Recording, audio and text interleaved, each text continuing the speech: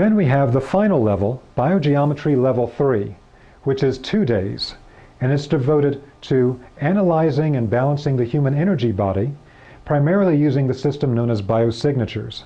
And we also teach biogeometry design principles, so that you can do hands-on design work, whether it is architecture, interior design, graphic design of any type, you name it.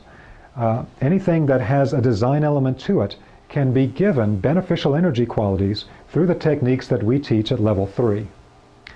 And so at level 3 we go through all these different principles and show you how to hands-on apply them for whatever the design project is that one is working on.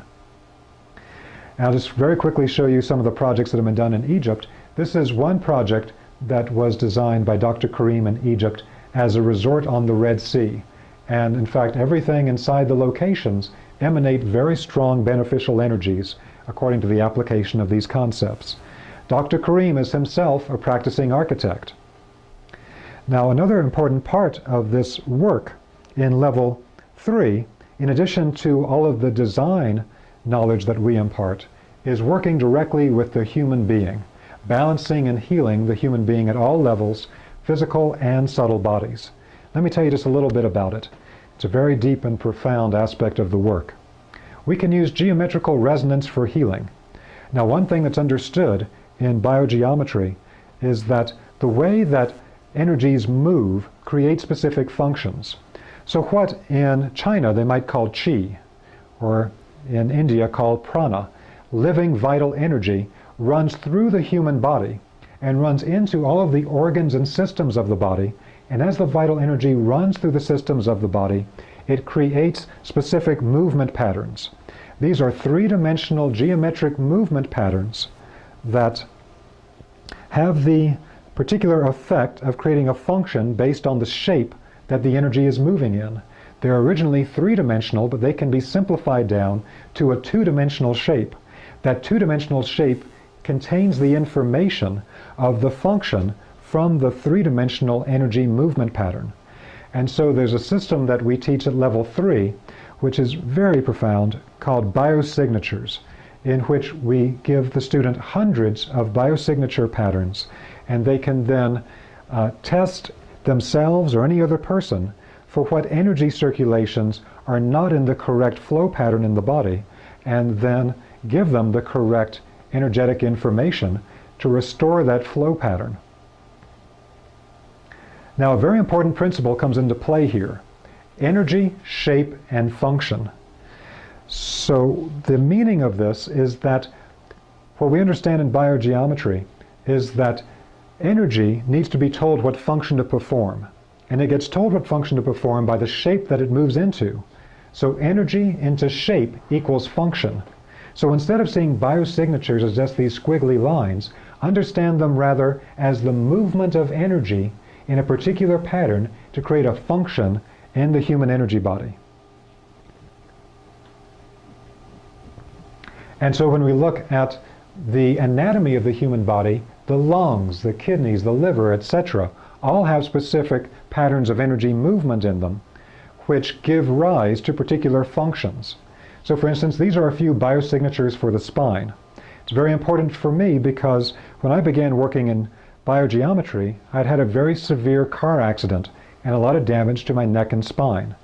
And I had a lot of pain and a lot of immobility because of it. After working for a short period of time with Dr. Karim, he had identified a set of biosignatures that I needed, and my quality of life was dramatically improved almost immediately. Now, one thing that we always say in biogeometry is that we make no medical claims, and we also make clear that the results of biogeometrical work for any particular person is unpredictable. Every person is their own unique energy system. But this system of biosignatures can be extremely powerful and profound for many people, finding the correct pattern of energy movement to create a specific energetic effect. So in working with these particular biosignatures, we actually give students hundreds of biosignatures to work with at level 3. And there are many different types of biosignatures. The energy patterns related to internal organs, patterns related to general body systems and subsystems, patterns that balance the subtle energy behind particular conditions of ailments in the human being, patterns that are related to esoteric energy balancing, spiritual connection, and even patterns related to the divine names, understood in the esoteric systems of the Middle East. One of the classic ways of using this knowledge of the shapes and the patterns was to put the pattern on something to be worn, on an amulet or a medallion, and that's done today in Egypt. These are examples of some of the biosignature medallions that we import from Cairo today and which we make available. This is an early version,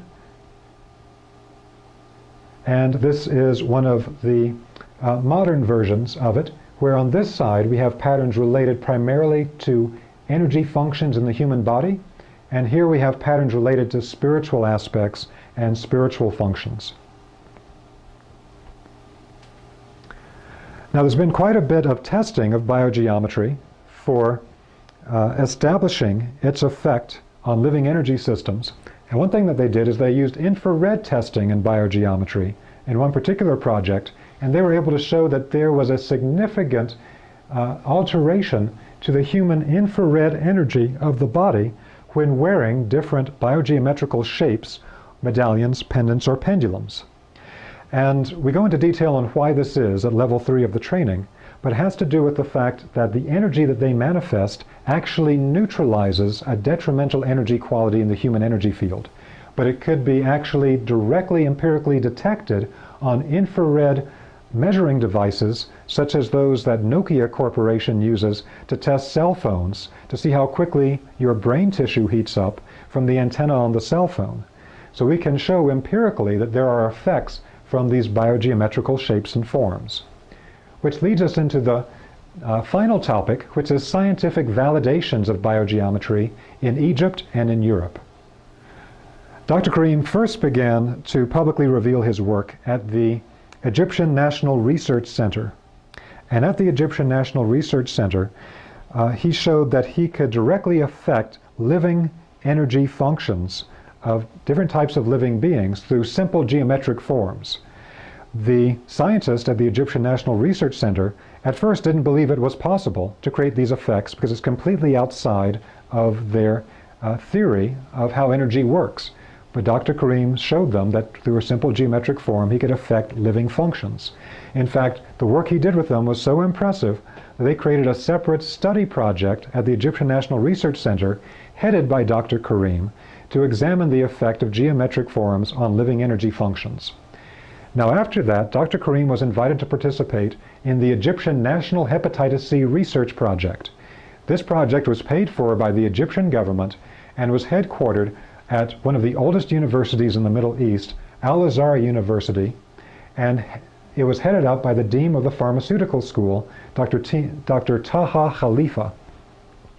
Now after the first 6 months of this project, what they did in the project is that they had different groups, and in one group they would give them interferon. In another group they'd give them a different European pharmaceutical, or a Chinese herb, or something of that kind. They tested everything they could get their hands on that might have a beneficial effect for hepatitis C, because that illness is epidemic in North Africa. One group got the biosignature patterns that Dr. Karim had found were effective for Hep C. Now, it's not that biogeometry is for Hep C in particular, but simply that we can use that knowledge to find a way to energy balance virtually any type of energy state. And Dr. Karim, and we always repeat, said himself that, again, we don't make any medical claims for this work. This is all experimental. He's not a medical doctor, he's an architect, but he understands the energy science of ancient Egypt. So after the first 6 months, the dean of the pharmaceutical school, Dr. Taha Khalifa, went on Egyptian national television, and they asked him, what was the most effective thing that you found? And at first he didn't want to respond, but then he came out with it and he said, out of everything that we tested, by far the most effective, with an average 90% normalization of enzyme levels in the people in that group, was the biosignature patterns from Dr. Ibrahim Karim. And it was far beyond the second most effective thing studied in the project. And he said they were going to examine this much further because they could not account for it according to their knowledge of modern medicine, how this could possibly have worked, but nonetheless, it was the most effective thing they found.